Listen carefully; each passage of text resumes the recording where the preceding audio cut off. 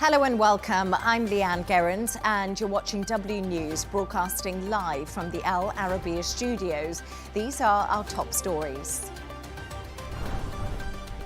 Senior US military officials arrive in Kyiv as reports surface regarding a peace plan. Meanwhile, the Kremlin maintains they have nothing new to say. At least 5 people are killed in an Israeli airstrike east of Khan Yunis on Palestinian territory as Qatar condemns the recent attacks. And shares in US chip giant Nvidia jump and revenue rises, beating Wall Street's expectations and quashing AI bubble fears.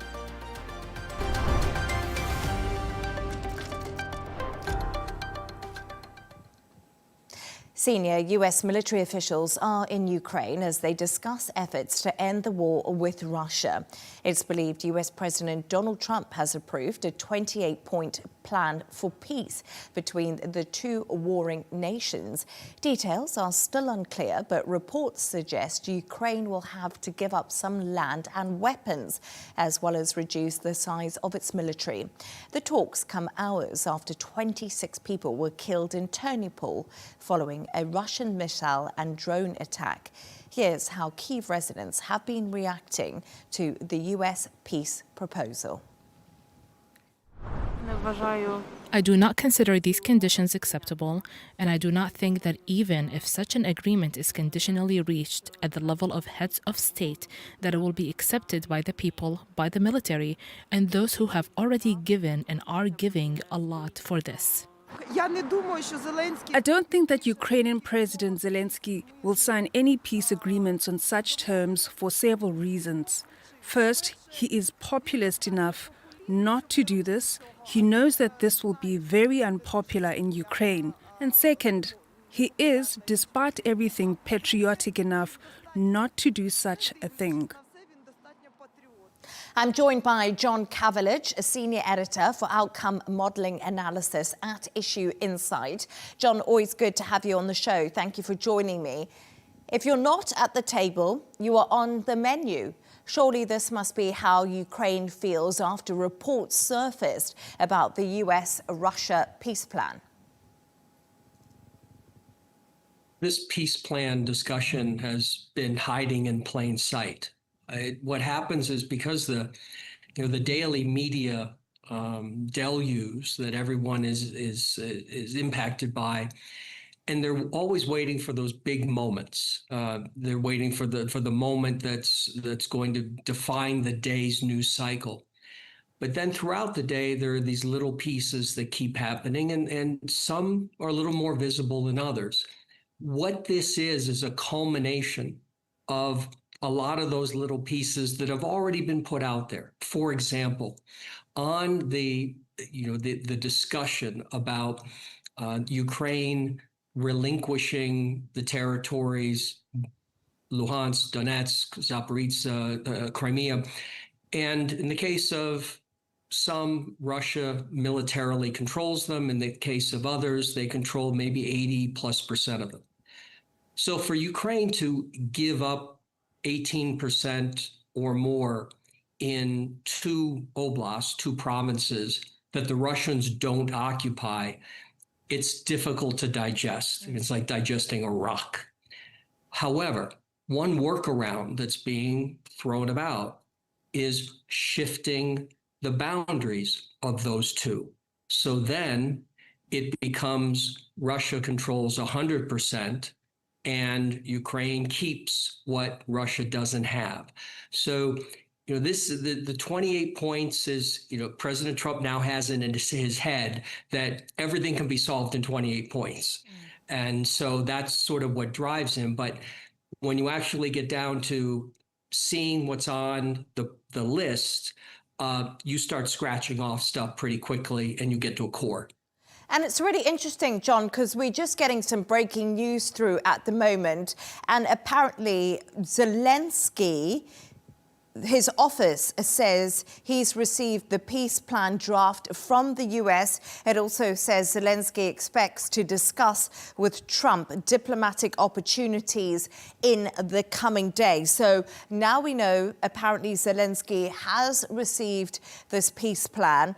And this is going to be really difficult discussions for Ukraine because a lot of it, as you said, might get some workarounds when it comes to territory. But really, it's been their red line.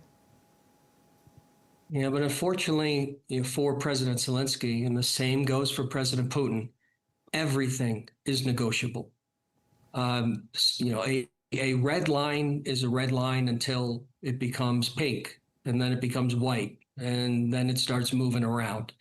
So in this particular case, President Zelenskyy starts with his red lines. President Putin starts with his red lines. President Trump starts with his red lines. The European Union starts with their red lines. NATO starts with its red lines. And eventually, everything starts becoming fluid. And so President Zelenskyy, unfortunately, to use President Trump's earlier this year phrase about you don't have the cards, this is now the worst several weeks for President Zelenskyy. We have the energy corruption investigation, and $100 million, considering $200 billion that's gone into Ukraine. Okay, but the 2 points that really get to people are, one, it's energy, which means people get cold, and stealing energy or stealing something like that, as opposed to stealing a hubcap or a car. And that's incredibly difficult. The other is, this investigation has been going on for a year. It is not a surprise to many members of the European Union, nor to the United States government. Everyone has known that this investigation was going. What no one knew was when it would blow in the public domain. So President Zelenskyy has that, which is a negative in terms of negotiating strength. And then secondly, it's the money. And he needs a lot of it. The European Union, for a variety of reasons, they don't want to touch the $320 billion in Russian central bank reserves. They don't want to individually guarantee loans to Ukraine. They don't want to collectively guarantee loans to Ukraine. You've got some members that don't want to do anything. And it's becoming, President Zelensky's on a stopwatch. We just don't know how much time he has left before the deal's going to be done for him. The last thing I'll say is, he has already indicated, long time ago, that this was going to be his final term. The fact that he's taken that off the table gives him more strength at the negotiating table. And John, if reports on the secret plan are to be believed, President Trump has sided with Russia's Putin for Ukraine's surrender of territory, as we've been discussing. But dissenting voices will be asking what happens in the next 5 to 10 years after Russia has a chance to rearm itself. And legitimate concern. I'm not in the camp that looks at President Trump's decision making and how he has flowed with respect to the Russia-Ukraine war and say he's all in for Ukraine. I mean, he's all in for Russia. If you look at what he has said and what he has written, he's looking at this, and I'm not saying it's right or wrong, but he's looking at this more transactionally, looking at it more how a real estate person would negotiate and how he looks at finality. And so he does have an ability to separate what we all want versus what we're likely to get. And he tends to focus more on the likely to get. And the problem that then he creates is, when you start with what we want, a just and lasting peace, people are happy, they're calm and they have a huggy, warm feeling. He just goes right to the end and saying, okay, let's just be real. Russia's not going to back up and leave Ukraine. maybe they will, but is that really going to be where we're going with this? So he's, he becomes very raw very quickly. And diplomatically, that's difficult for people to digest. In the European Union, collectively, it reinforces just how impotent they really are. And I think that's been the problem. There's been a lot of criticism about how slow the EU has been to react to what's been happening in Ukraine. But John, just before I let you go, US military officials are preparing to meet Zelenskyy at some point today. Will Zelenskyy, in your opinion, have to agree to this reported plan? As even he says Trump is the only person that can end the war. John, you also said to me he's in an extremely difficult position at the moment. Russia is on the front foot, Ukraine is clearly on the back foot, and there's this corruption scandal. I don't think he's going to unilaterally, President Zelenskyy, he's not unilaterally going to say, Mr. President, I'm all in. Here's my initials on the Zoom call. We're good to go. It wouldn't be smart for him to do that because President Trump's a negotiator. He's a negotiator. President Putin's a negotiator. So he's going to say, Mr. President Donald, I thank you very much for the effort you're trying to bring to ending the war, how you and he will do what everyone else has been doing. You've already ended 8 wars. Look at what you've done in Gaza, and the Ukrainian people are incredibly appreciative for all the support you've given us. And so we're gonna look at this. We're gonna digest it. We're going to maybe, if it's okay with you, come back to you with maybe some ideas. But he's not going to unilaterally accept it, and he's not going to unilaterally reject it, because that just would really be a bad idea right now. John Kavulich, always good to have your insights and analysis. Thank you. Let's continue this conversation with Sergei Markov, director of the Institute of Political Studies and former public spokesman for President Putin. Sergei, just before we start, I don't know if you heard my conversation earlier with John Kavulich. What are your thoughts on Ukraine having to accept this 28 peace plan that has apparently been cooked up by Russia and the US? No chance. It's clear.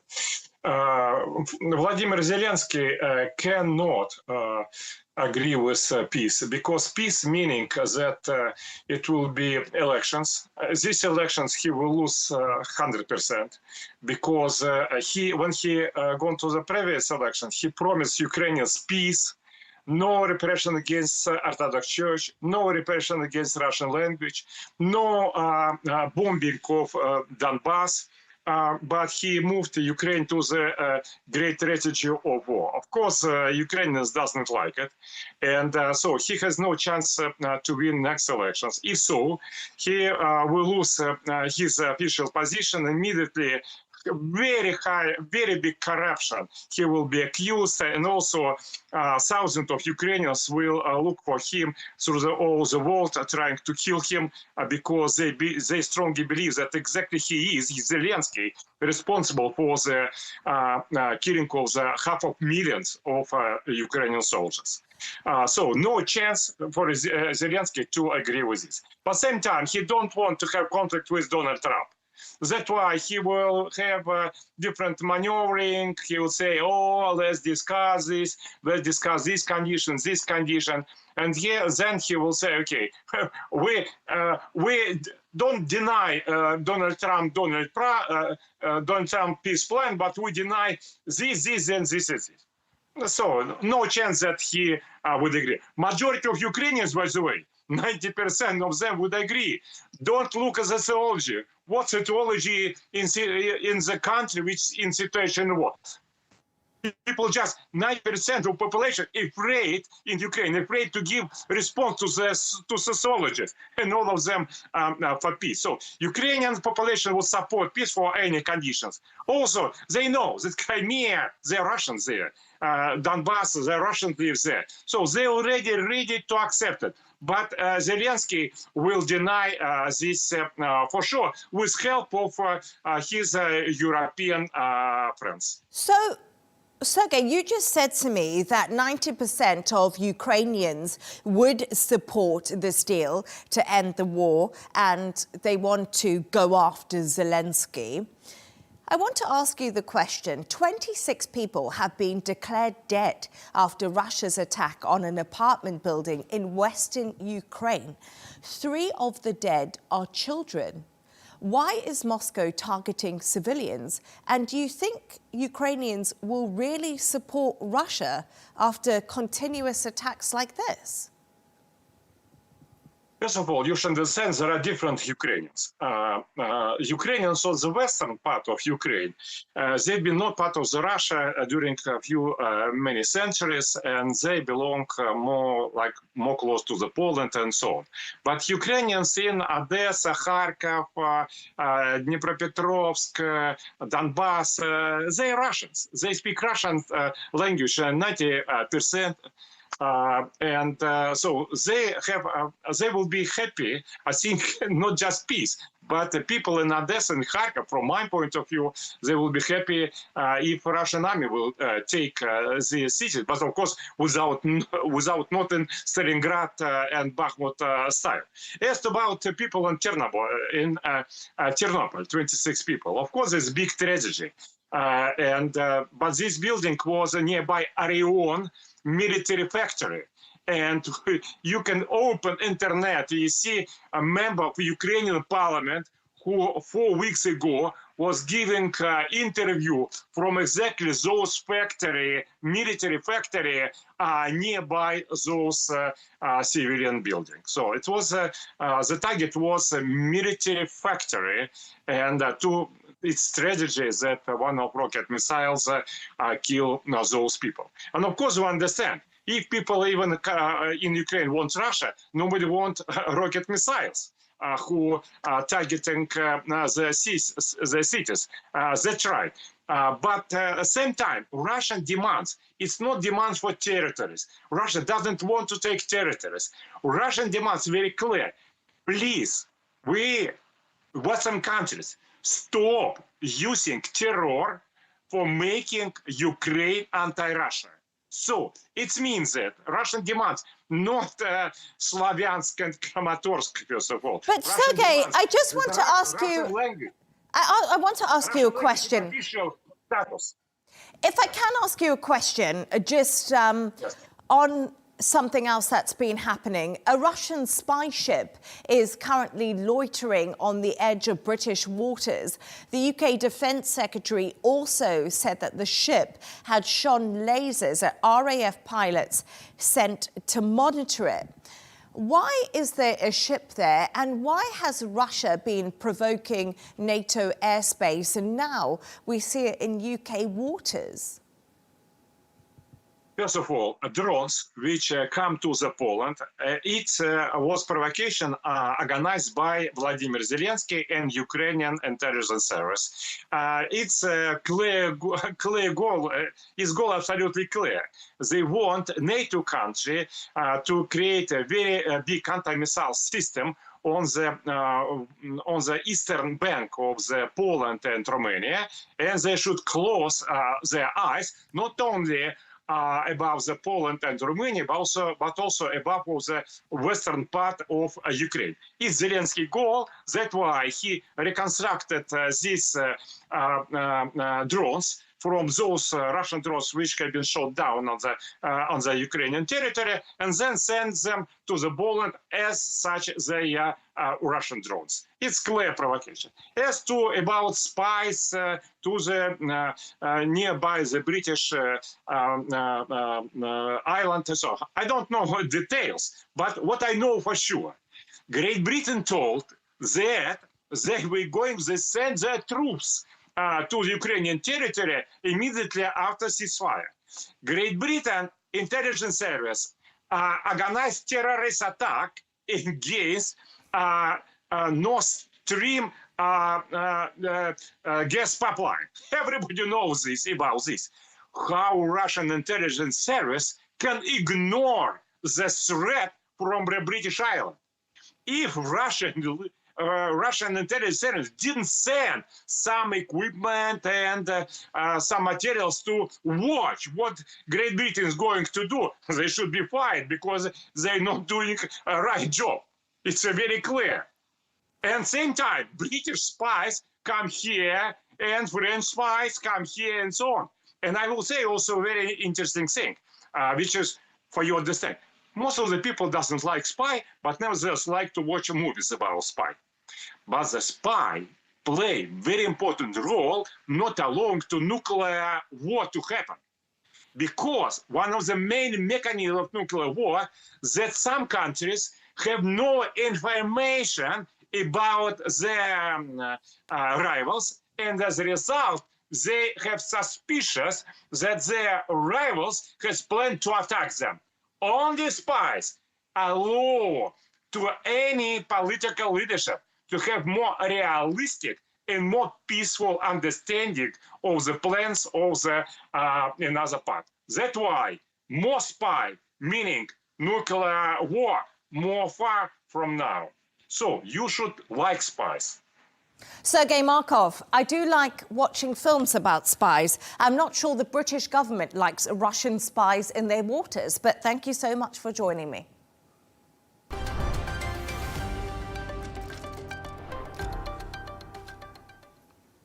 Gaza's civil defense agency says 5 people are dead after Israel launched new airstrikes on Palestinian territory earlier today. 18 people were also wounded after Israeli forces targeted a residential building east of Khan Yunis. Qatar have condemned the attack. Both Israel and Hamas have accused one another of violating the ceasefire agreement that came into effect on the 10th of October. For more on this, I'm joined from Herzliya by correspondent and author Jotam Confino. Jotam, great to have you on the show. Thank you so much for joining me. So we're 6 weeks into this so-called truce. 5 people are dead after strikes earlier today. That includes a baby girl. What has Israel said in response to these recent casualties that we're seeing? So Israel launched the attacks in response to Hamas firing at Israeli troops in Khan Yunis. They were firing across the yellow line from where Israeli troops are stationed. So in response to that, and in response to virtually every day Hamas operatives crossing that yellow line, endangering troops, they launched wide-scale attacks across Gaza. They were targeting a Hamas battalion commander who was killed in the area of Zaytun, which is part of a neighborhood near Gaza City. And they were also targeting naval commanders. So they are targeting Hamas. The fact that civilians are killed in this is something that, of course, for the past 2 years is it's a fact. Every time Israel targets these Hamas commanders, almost every time there will be civilian casualties, mainly because Hamas are using civilian infrastructure to hide in and to operate from. Just today, Israel released a footage from a school in Beit Hanun in northern Gaza, which was basically footage collected from a Hamas operative that clearly showed armed members of Hamas operating from within a school, going into a shaft that was leading to a tunnel underneath the school. So whenever Israel launches these attacks, almost always will there be civilian casualties, but the targets are, of course, Hamas. And Jotam, Qatar has condemned these attacks, as I said earlier. They've also criticised Benjamin Netanyahu's recent tour of occupied Syrian territory, calling it a breach of international law and a threat to national security. What exactly was the purpose of this very trip? So we're pretty close to an election in Israel. According to plan, there will be an election held within the next year. Some are speculating it might be in March. Some are saying it will be in June. So Netanyahu is, of course, doing this to show power. He knows that these images that you're showing on your screen now, they're going to be shown on Israeli TV as well. He's looking as the commander-in-chief. He's up there looking across the Syrian border. Well, he's actually in Syria. And he's telling also Ahmed al-Shara, the Syrian president, that Israel is there to stay. That's at least what he's signaling. And his defense minister has also said that Israel is not going to leave this area and also not going to leave Mount Hermon, which is a very strategic point, because they fear that the vacuum will be filled by some of Ahmed al-Shara's jihadist warriors, and they can't accept that. But this is, of course, bad news for anyone who's hoping to see a Syrian Israeli security pact, something that has been negotiated for a long time, but both parties really are pretty far from each other when it comes to this particular issue of Israel withdrawing from the December 8th border, essentially going back to where they were before Bashar al-Assad was toppled. So I don't think, and the people that I speak to in Israel don't think that we're close to any security pact. And I think that Netanyahu showing up in this area yesterday clearly shows that, at least for now, Israel is not leaving that area. And Israel has been accused of war crimes after thousands of Palestinians were expelled from the West Bank refugee camps and have been barred from actually returning to them. Do Israel have the right to demolish civilian infrastructure in this way? And as we know, the West Bank has been a hot topic. Look, we need to understand what Israel is doing in the West Bank and why so many Palestinians have been forced to flee in the past couple of months. We're talking about areas like Jenin and Tulkarm, areas that are terror hotbeds, areas that are virtually controlled by Hamas and Islamic Jihad, sometimes the Al-Aqsa Martyr Brigade. In Jenin, there's a brigade called Jenin Brigade, which is made up of these terror factions. And the same way as in Gaza, they are exploiting civilian infrastructure to such a point that Israel had to go in there, because not only were they controlling the area, they were also launching attacks from Jenin. Some of the terror attacks that were targeted inside Israel and against the Israelis in the West Bank, those Palestinians came from Jenin. They came from this brigade. So Israel has been operating there for a long time. Even the Palestinian Authority last December also went into Jenin to target these terror groups. The fact that so many people have been forced to flee is horrible, and whether Israel is right in demolishing these buildings, I'm sure if you ask international law scholars, they will say no. But Israel is saying they're demolishing the infrastructure that Hamas embedded inside the civilian buildings. That's why they're doing it. But nevertheless, I read the report that the Human Rights Watch came out with, where they're calling it war crimes and all that, and I was, again, trying to see some sort of nuance here. They're mentioning Hamas and the fact that they're using civil infrastructure for military operations once in a very, very long report. It really doesn't reflect what's happening there. It is sad to see so many people fleeing, and the fact that they're not allowed to go back is, of course, horrible, but you have to understand why Israel is going in there. And they're not sending soldiers into harm's way just for the fun of it. They're doing it to crack down on these terror groups. Yes, Jotam, you're right. I think a lot of people would think what Israel is doing in the West Bank is wrong, especially people in the humanitarian space. But Jotam, I want to speak to you a little bit about the fact that we see Palestinian Authority textbooks continue to teach anti-Semitic and anti-Israeli lessons. You actually brought our attention to the story. Can you tell us what kind of challenges are Palestinians facing internally? First of all, I'm really sad for the Palestinian children and their future, and the many generations, many past generations of Palestinians. When I look at what's in these textbooks, it's atrocious. You see on the screen now here one of the Palestinian terrorists that's mentioned in one of the textbooks for, I believe it is for 8th graders, where they talk about her. She's one of the perpetrators of a massacre in the 70s against the civilian bus that killed 34, I believe, people, including children. They're talking about her as a heroine, as a martyr, as a great role model. And there's so much glorification of terror, of jihad, and of course blatant anti-Semitism about Jews controlling the finance and the media, that as a child in Gaza or in the West Bank or in East Jerusalem, if this is what you're being taught, you don't have a chance. If you don't grow up radicalized, that's a miracle. So I feel really sorry, and I believe also the European Union and the United States are furious with the Palestinian Authority about this, because they have promised for years now to do something, to reform these textbooks, and they have not done it. They've actually done nothing, basically. So the prospects of the Palestinian Authority reforming not only itself, but its schools, they're bleak. And they're also violating agreements with the European Union. They're getting a lot of money. And one of the conditions is that they reform, and they're just not doing it. Jotam Confino, thank you so much for joining us. Good to have you back. Thank you, Leigh-Ann.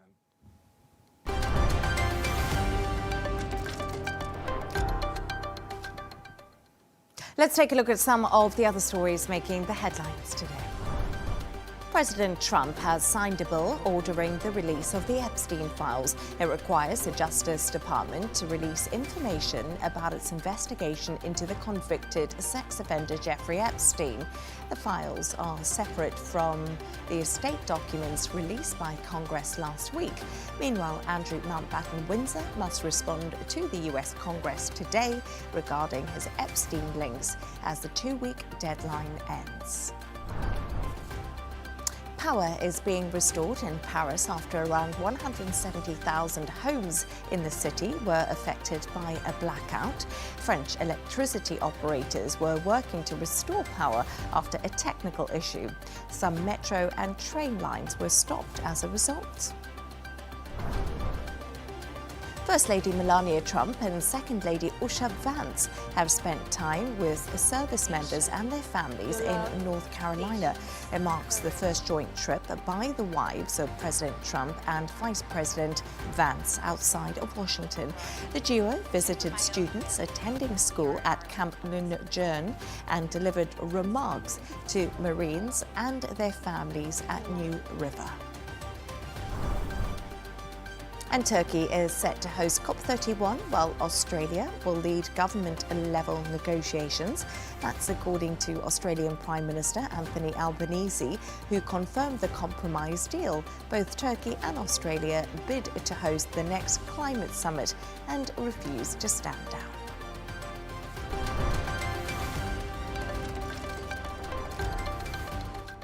Stocks of Nvidia have risen this week, beating analyst expectations. The firm reported a jump in revenue in its quarterly earnings reports as demand for their chips, often used for AI, increased. CEO Jensen Huang also said its sale of AI Blackwell systems were off the charts.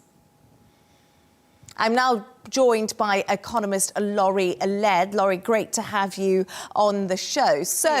Hiya. So investors with shares in Nvidia must be having a great day after those blowout quarterly results. What is driving the company's first acceleration in 7 quarters? Well, I think they are having a great day, but one of the reasons they're having a great day, Leigh-Ann, is it looks like a lot of them have started to take profits today after that run-up in shares that you mentioned in your introductory comments.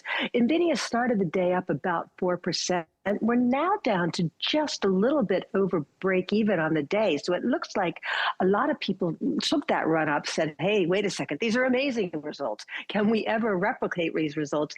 Let's maybe all the good news is there. Let's take our profits. We're seeing the same thing with AMD, which is one of the smaller competitors to Nvidia. Intel is still up on the day, up about 1.5%, but Intel's a little bit of an also-ran when it comes to these big chip makers. But it's quite striking because Nvidia's results were so unbelievably good. So to see us break even on the day, and we've been ebbing throughout the day, I wouldn't be surprised to see Nvidia close actually lower on the day, despite results that absolutely blew everyone's minds. And as to your original question, what's driving this? It's exactly as Jensen Huang said, demand is just off the charts. And it's not just for the real high-end stuff that's powering these AI centers, the Blackwell chips, that's the highest end chip for NVIDIA. But every chip along the sort of the hierarchy of what NVIDIA makes did incredibly well, even down to the low-tech gaming chips. And you'll remember that NVIDIA, that's how NVIDIA got its start, making these graphic chips for gamers. Sales of those, and they're lower margin than these AI chips, but sales of those had sort of petered out a little bit while Nvidia was focusing on the high-end stuff, the higher margin stuff. But sales of those did very, very well in the latest quarter as well. So everything that Nvidia makes is flying off the shelves. And I think crucially, Nvidia seems at the moment to be able to keep up with demand. And I think it's a big question. Demand is a big question, and we'll get to that. But really, Laurie, bullish spirit off the back of Nvidia's earnings has lifted tech stocks globally. But the big question is, have these results tempered all those fears over a potential AI bubble? I feel like we've been talking about this bubble for a little while. And Leigh-Ann, we're going to be talking about this for a little bit longer, so let's settle in with this one. I think this is a conversation you and I will be having for a while. Last night, no bubble was the story. Bubble off was the story after these Nvidia results. And in after-hours trading, Nvidia shares were up as much as 6%. Today, we're back to, so 12 hours later, we're back to bubble on story. People are having trouble kind of picking through these results. And there are two potential problems here. One is this a bubble? And there are a lot of comparisons made with the early 1990s and the dot-com bubble and you know, what a disaster that was when that crashed. And the problem with the dot-com bubble is a lot of companies, as is happening now, put a lot of investment into infrastructure to build cable lines under the sea so that we could all use the internet. A lot of companies went bust. We are now using that infrastructure, but we didn't use it all as it was coming online. And that was the problem. That was what led to the bubble bursting. Could that happen right now? Absolutely possible. I don't think anyone who tells you they have a sense of how we will be using AI, how much AI we will be using, anyone who tells you they have a grip on that, I think is probably exaggerating a little bit. It's impossible to forecast how we will be using this stuff, how much of this stuff we will be using in the near term and over the longer term. So that's a big question. So bubble on, bubble off, it really varies from day to day. Yeah, absolutely. And I do think we'll be talking about it for a long time. And I also want to talk to you about, after the US government shutdown ends, the long-awaited jobs data has finally come. Unemployment reaches its highest level, actually, in 4 years. And my big question here is this going to worry the Federal Reserve? I think that far too much is being made out of that rise in unemployment to 4.4% from 4.3%. This is September data, and a couple of Fed officials who were speaking about it today have called it stale. That's the word of the day. Well, stale and bubble, 2 words of the day. But I think that there's too much being made of that. That unemployment rate comes from what's called the household survey. And it's when investigators from the Bureau of Labor Statistics knock on doors and say, hello, Leigh-Ann, are you employed? Are the people in your household employed? And that's how they come up with this number. It's not accurate. People aren't answering their doors the way that they did. This face-to-face survey data is giving us quite cloudy results. The establishment survey, and that's count how many people are working or not working, how many jobs were created or lost in any given month. That comes from companies. It's electronically submitted, and it's considered to be a lot more accurate. That showed job growth of 119,000. That's just way above what anybody was looking for. Highest estimate I saw was up 50,000. And I think that's the number that the Fed will be looking at. We're talking a lot about that unemployment rate. I think that's the less important number. Laurie Laird, stale and bubble. What a conversation. Always good to have you on the show. Thank you so much for joining me.